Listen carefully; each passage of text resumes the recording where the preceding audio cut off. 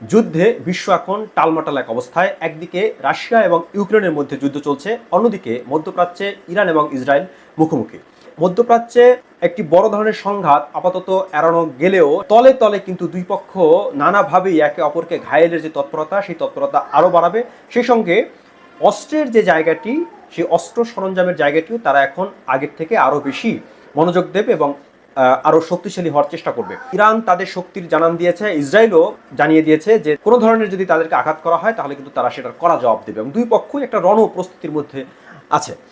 তো এ অবস্থায় একটি খবর দৈনিক বাংলাদেশ প্রতিদিন পত্রিকার অনলাইন ভার্সনে, রাশিয়ার Su-35 যুদ্ধ বিমান কবে পাচ্ছে ইরান। সু মানে সুখোই 35, এটা হচ্ছে রাশিয়ার অ্যাডভান্স লেভেলের একটি যুদ্ধ বিমান, এবং এটাকে অনেকে আমেরিকার যে F-22 মানে খুবই অত্যাধুনিক যে একটি যুদ্ধ বিমান, সেই যুদ্ধ বিমানের সঙ্গে তুলনা করে থাকেন। যদিও F-52কে বলা হচ্ছে 5th জেনারেশনের, এবং এই সুখোই এটা হচ্ছে সুখোই 35 যেটা, সেটি হচ্ছে 4th জেনারেশনের একটি বিমান, কিন্তু এদের যে শক্তি ক্ষমতা সেটি হচ্ছে কাছাকাছি। সে কারণে এখন ইরান এই যুদ্ধ বিমান তাদের বহরে নিতে চাচ্ছে ইসরায়েলকে মোকাবেলা করার জন্য, এবং এই বিমানের সবচেয়ে যে শক্তির যে জায়গাটা সেটা হচ্ছে দূর থেকে, অনেক দূর থেকে লক্ষ্যবস্তুতে আঘাত হানা সম্ভব। এবং সে কারণে রাশিয়ার যে অস্ত্র, সেই অস্ত্রের কিন্তু সুনাম সারা বিশ্বেই আছে। ভারত সহ বিশ্বের অনেক দেশ কিন্তু ব্যাপক হারে এই রাশিয়া থেকে অস্ত্র কিনে থাকে।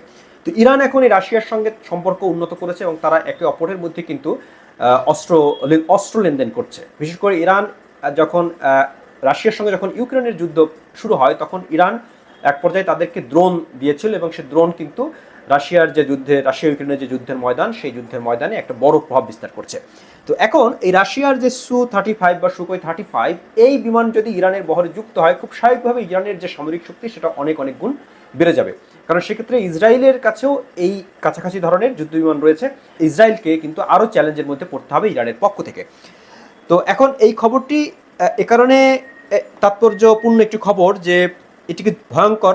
বাংলাদেশ প্রতিদিন অনলাইনে বলছে যে একটু নিউজটা যদি পড়ে আসি, যে আগামী সপ্তাহেই রাশিয়ার ভয়ঙ্কর যুদ্ধ বিমান পেতে যাচ্ছে ইরান। এই ভয়ঙ্কর শব্দটি এখানে একেবারেই যথার্থ, কারণ এটি আসলেই খুব ভয়ঙ্কর একটি যুদ্ধ বিমান। এবং সুখোই বা Su-35 যুদ্ধ বিমান পেলে ইরানের সামরিক শক্তি আরও বাড়তে পারে, এবং ইরানের গণমাধ্যমের খবরে বলা হয়েছে যে Su-35 যুদ্ধ বিমানের প্রথম চালানটি আগামী সপ্তাহে তেহরানে পৌঁছানোর কথা রয়েছে। প্রথম চালানে ঠিক কতটি যুদ্ধ বিমান আসবে সে বিষয়ে বিস্তারিত কোনো তথ্য জানানো হয়নি, তবে ধারণা করা হচ্ছে সব মিলিয়ে অন্তত 24টি যুদ্ধ বিমান পেতে পারে ইরান। এটা হিউজ, কারণ এটা অনেক অনেক খরচের একটি মানে অনেক টাকা এই বিমান কিনতে ব্যয় করতে হয়। এবং চতুর্থ প্লাস প্রজন্মের অত্যাধুনিক Su-35 যুদ্ধ বিমান কিন্তু রাশিয়ার সঙ্গে চুক্তি চূড়ান্ত করে গত বছর। এই চুক্তির আওতায় মিল Mi-28 অ্যাটাক হেলিকপ্টার এবং Yak-130 প্রশিক্ষণ লাইট অ্যাটাক বিমানও কেনার কথা জানা গিয়েছিল। তো দেখা যাচ্ছে যে ইরান এখন তার যে জায়গায় ঘাটতি, শক্তির যে জায়গায় ঘাটতি, যুদ্ধ বিমানের ক্ষেত্রে তার একটা ঘাটতি ছিল, সেই ঘাটতি পূরণের জন্য এখন রাশিয়ার সঙ্গে চুক্তিতে গেছে, এবং এই যুদ্ধ বিমানগুলো তার বহরে যখন যুক্ত হবে তখন খুব স্বাভাবিকভাবেই তার সামরিক শক্তি আরও বেশ কয়েক গুণ বাড়বে।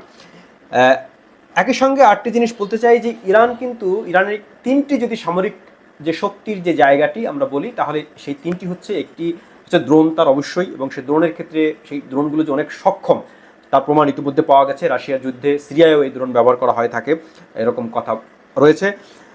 সেই সঙ্গে ব্যালিস্টিক যে মিসাইল, সেই ব্যালিস্টিক মিসাইলের ক্ষেত্রে কিন্তু ইরান কিন্তু একটা বড় সক্ষমতা অর্জন করেছে।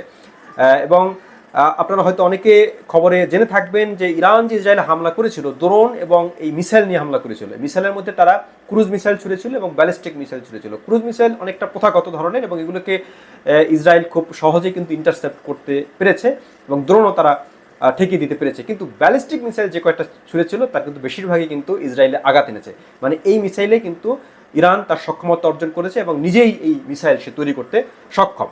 আরেকটি শক্তির জায়গা হচ্ছে যে অনেকে ধারণা করে থাকেন যে ইরান নিউক্লিয়ার অস্ত্র বানানোর ক্ষেত্রে প্রায় কাছাকাছি পর্যায়ে পৌঁছে গেছে, এবং এতটাই ইউরেনিয়াম ইরান মজুত করেছে যা দিয়ে খুব তাড়াতাড়ি তারা এই নিউক্লিয়ার অস্ত্র তৈরি করতে সক্ষম হবে। তো এর সঙ্গে যদি এখন ইরানের এই যে ব্যালিস্টিক মিসাইল, ড্রোন এবং তার যে নিউক্লিয়ার শক্তির জায়গা এটি যেরকম রয়েছে, এর সঙ্গে যদি তার এই সুখোই 35 বিমান যুক্ত হয়, তাহলে নিঃসন্দেহে ইসরায়েলকে সেটা আরও বড় ধরনের চ্যালেঞ্জে ফেলে দিবে। এবং একই ধরনের বিমান ইসরায়েলেরও রয়েছে, এবং আমেরিকার যে F-22 ফাইটার বিমান তার কাছাকাছি এই বিমান, যদি এটা চতুর্থ প্রজন্মের। সুতরাং এই খবরটি ইরানের দিক থেকে ভালো। আর এই যুদ্ধের ব্যয়ে কিন্তু দেশগুলো আরও মনোযোগ দিচ্ছে, এবং যুদ্ধ ব্যয় যত বাড়বে তত সাধারণ মানুষের যে প্রয়োজন, সেই প্রয়োজনে কিন্তু ফোকাস করা কম যাবে। বিশ্বের উন্নত দেশগুলোতেও কিন্তু যুদ্ধের দিকে মনোযোগ দিতে গিয়ে নাগরিকদের দিকে মনোযোগ দেওয়া যাচ্ছে না। সেক্ষেত্রে অনেক ওয়াকিবহাল নাগরিকই কিন্তু যুদ্ধের বিরোধিতা করছেন। যুদ্ধ যত কম হবে, অস্ত্রের ঝঞ্ঝানি যত কম হবে, ততই বিশ্ব শান্তিময় হবে এবং মানুষ ভালো থাকবে।